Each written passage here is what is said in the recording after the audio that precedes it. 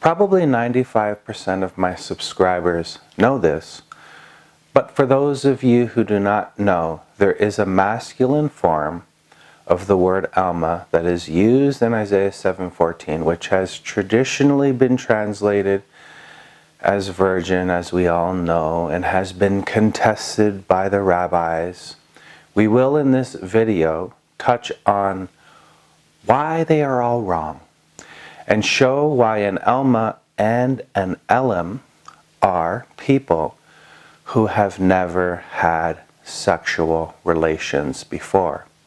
Using the traditional rules of Hebrew grammar with a little finesse that would make Saint Jerome smile. Elem, which is used for King David before his first marriage to King Saul's daughter, suffers from a similar pseudo-context rebuttal that Alma suffers from in Isaiah chapter 7. What comfort would a child being born to a virgin 500 years later be to Ahaz who needs help right now? How pathetic. Sadly, it seems, Dr. Brown agrees with Rabbi Singer that an Elem cannot mean virgin. But a lot has happened since he published his book in 2003, I believe, so maybe he has made a video on retracting that position, but as far as I know, I'm not aware of it. Historically speaking, after the writing of the New Testament was finished, interpreting Alma, the feminine of Elem, as a virgin goes back to Saint Jerome. Now, it probably goes back earlier. I am definitely not infallible, but let me know in the comments section if I am incorrect. But that's as far back as I can trace it right now. But maybe Saint Jerome was wrong about Alma being a virgin. There's always that chance. If Jerome interpreted Alma as a virgin, then Elem has to be a virgin too. Jerome, who translated most of the Vulgate, I believe most of it, wanted to create a version of the Bible based on the Hebrew rather than the Septuagint, according to Wiki. So we have a very qualified man here who knows multiple languages, but he could still be wrong. For those of you who do not know how basic Hebrew works and how Jerome would have arrived at the conclusion that Alma means virgin as well as Elem if he had to. And just so you know that after we do this, we will look into the main argument against interpreting Elem as a virgin, which is one of those tricky context arguments, you know, the clever framing arguments. But as I've said earlier, we do not have to use the rabbis for this argument because Christians have been making this argument as well. And this is happening, as I said in my previous video, because of a lack of creativity in our religion. Because under pressure, Christians lose their ability to problem solve, which is all creativity is. When you don't know the answer, just say, I don't know. That's the truth, isn't it? It is okay to stand in a lack of knowledge. That is our religion. And for you Orthodox Jews who watch me, that will be your religion soon, Jesus willing. So how did Jerome arrive at this conclusion? Jerome knew that Hebrew is a root-based language. To say it another way, Hebrew words give birth to other Hebrew words. We call those words parent roots. And when that happens, the words that they give birth to are always related to, in some way, to their children. You just have to make sure that you have not fallen into a homonym trap. A homonym being a word that sounds the exact same but is not related. The reason why we know that Alma means a virgin is because St. Jerome logically made that conclusion using this method. So just so you all know how to do this, here is that word that gives birth to Elem and Alma. And as you can see at the bottom of this tree is the word aw-lam, which means to conceal or hide. I put the Strong's dictionary reference in the description so that you can look up each of these words on your own after the video is over and you will see that all these words share the same 3 letters, which I will highlight with yellow and red for Elem. And that is the letters ayin, lamed, and mem. In English, hidden, secret, eternity, and virgin are not related. Okay, hidden and secret are, but not when combined with eternity and virgin. But the way God constructed the Hebrew language, these words are related in Hebrew. And this is how St. Jerome linked Alma with a virgin. Alam means to hide. To Alma is a secret. A secret is hidden. Olam is eternity. Eternity is hidden from us. So if all these in some way mean to hide, then an Alma must be hidden in the home until she is married. Hence, a virgin. Unfortunately for Dinah, she was not hidden and ended up raped, but I digress. Having said that, Jerome's way of framing an Alma is inaccurate, given the current apologetics on this matter, and the fact that it does not make sense anymore that an Alma is hidden in the house until she is married. Or when we know an Elem is not hidden in the home until he is married. There is just too many holes that can be poked in this frame.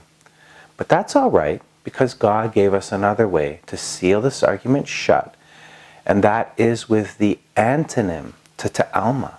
You see, if virginity in Hebrew was connected to the idea of a secret, like it is with the word to Alma, this would only be true if the word for sex was connected with the idea of knowledge or knowing. If the Hebrew word for sex was not connected to the word for knowledge, then neither could virginity be connected to the word that conveys a lack of knowledge or a secret, because that only makes sense. Since God invented this language, the antonyms must also follow. It's only logical. You can learn a language easier when you start learning its antonyms. And the antonym to secret in any language, and don't just trust me, go check this up for yourself. The antonym to secret is the word to know or to have knowledge. That would be the Hebrew word yada. And do you know, no pun intended, what the word yada also means besides to have knowledge or to know? Now the man had relations, yada, with his wife, and she conceived and gave birth to Cain. Yes, it can mean to have sex, as you can see. Now, that is only half the battle, because the rabbis and some of our messianic leaders think that it would be absurd for an Elem to be a virgin because of the way it sounds in the context of the passage in which it is used. And we know the context rebuttal to the word for Alma given in Isaiah 7:14, which I will be doing another video on, giving all the new things that I have learned about that chapter after I first do a video on Sodom and Gomorrah, which I think is a bit more important given the woke attack on the church. Most of our leaders, and especially the rabbis, just copy other people's ideas. A lot of them do not really have the ability to think creatively. That might be a surprise to you because you are wowed by their knowledge. But when you look into the commentaries, that is where you will usually find their arguments. And commentary reading is a great thing to do. But when a commentary pits itself against St. Jerome, a very old way in which we understand the Bible, then we need to proceed with caution. Like I said earlier, maybe our forefathers were wrong. But if we have accepted their opinions for a couple of thousand years, then maybe liberalism is trying to enter our interpretive method. This commentary on Isaiah by Brevard Childs, published in 2001, will serve the purpose, but there are earlier ones that make the same basic argument on how one intelligent Christian can attempt to mess up our beautiful religion. It shows the amateur ways in which this theologian handles the problems, or better yet, handles creativity, when presented with the problems the rabbis are bringing up, which when you don't have the answers, you just stand in faith, even if you look stupid. This principle is not being taught in apologetics, and it is the foremost principle. We are not God. We do not have all the answers. Along with disagreeing with St. Jerome, Mr. Childs is presenting the new liberal way. All of his theologian friends are viewing Alma only because he cannot say, I don't know. Let me get back to you on that, even if it takes 10 years. He also hints at the long rebuked Proverbs 30 argument. Incredibly, why a snake leaves no trace when it goes over a rock, when it is a snake on a rock, not over a rock. And it is more likely that it is not even a rock, but on a cliff, since the word can also mean that. Since being on a rock cannot be wonderful. Like, come on, man. Here's Mr. Childs.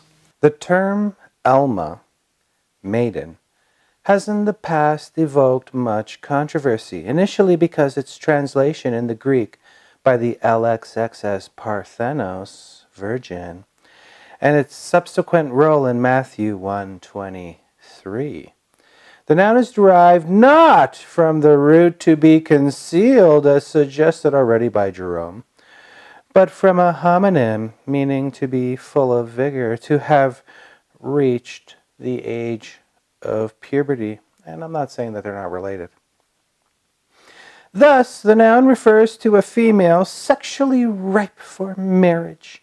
The emphasis does not fall on virginity as such, and in this respect differs from the Hebrew batula.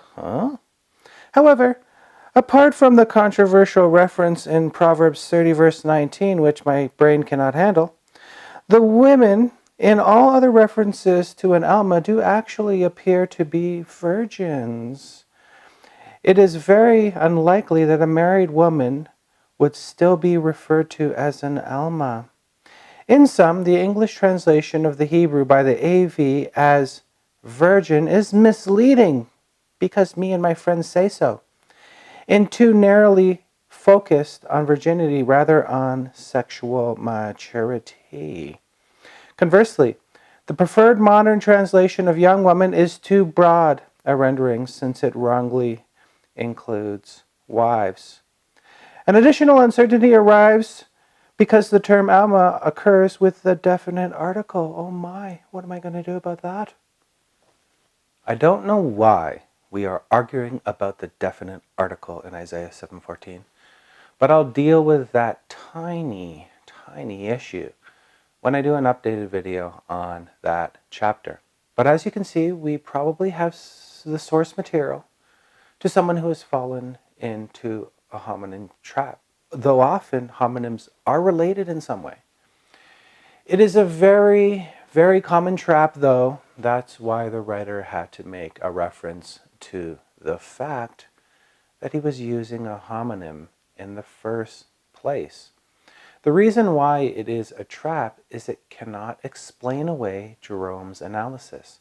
A phonic cognate in Hebrew, or what we call a homonym in English, can help give a word meaning, but it cannot replace the word's original meaning. I'm sorry. Because you lack the skill or apologetics to explain why when a snake goes over a rock, it leaves no trace. Oh my, it doesn't even say go over a rock. As I explained in this video earlier. Another homonym to alam would be alam, or widow. If you take the ayin out of the word to hide and replace it with an aleph, you get the homonym or phonic cognate in Hebrew for widow. The rabbis might say, see, a widow is related to an alma because they both had sexual relations. But a proper interpretation would be that they are related because they both do not have a male representative and neither are having relations sexually. Sorry. If you think that my interpretation is absurd, here's a betula. Yes, the word you think only conveys virginity. Because Hebrew already has a word for virgin, and it has a couple of words for son, I think, too. Whoa, that can't be right. Anyhow, here's a betula mourning for the loss of her husband. Wail like a virgin girded with sackcloth for the bridegroom of her youth. Bridegroom of her youth. Sorry, but they were married for a long time. Maybe he had erectile dysfunction. I mean, I don't know. But I don't know what you guys are going to say. And to say that this betula did not have sex is, kind of Orwellian. But you do you, okay, Mr. Woke Rabbi? Because we know logic does not matter when we are arguing about this topic. Mr. Child says that Proverbs 30 verse 19 is controversial. Yeah. It would be only controversial if someone could postulate that Solomon thought that it was too wonderful that when a snake went over a rock, it left no trace. You'd have to have less than half a brain to think that. But one of the wisest men to ever live thought that it was too wonderful that when an eagle flew through the sky, wow, it leaves no trace. Oh my, wow. I don't even know why we're having this discussion. The rabbis who invented a religion that is not corroborated by their own Tanakh to make the religion fit with the Tanakh rather than the other way around. I mean, we all know this. It's obvious. They had to change the meaning of words, just like every liberal does, you know what I mean? Every liberal does it. Now there's a new meaning for the word woman. So there's no difference. Now we're at the end of the video. Let's look at Elem and the so-called context rebuke brought to us by Dr. Brown and Rabbi Singer. Just so you know, I have respect for Dr. Brown and all that he has done, and I'm looking forward to his next debate against Rabbi Singer, who seems to be really chicken. That's my opinion. Or scared to lose to him a third time. Yes. This will be 3. 1 strike, 2 strike, 3 strikes, you're out. If Rabbi Singer was not afraid of Dr. Brown, he'd stop debating people who we have never heard of. Yeah. We all know why he's avoiding Dr. Brown, no matter what the rabbi claims. Okay, chicken, bok bok, my opinion. Dr. Brown says in his book, Agreeing with Jewish Objections, Volume 3. No, I'm just kidding. It is Answering Jewish Objections, Volume 3, page 20. There is a masculine equivalent to Alma, namely Elem, occurring twice in the Hebrew Scriptures, 1 Samuel 17:56 and 1 Samuel 20, verse 22. It simply means youth, young man, with no reference to virginity at all.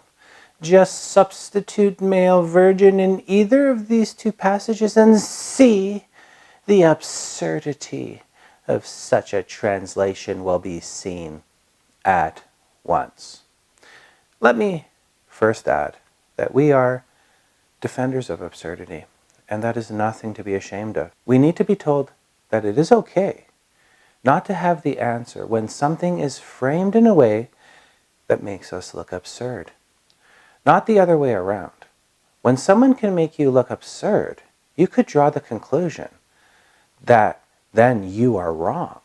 But that is not apologetics.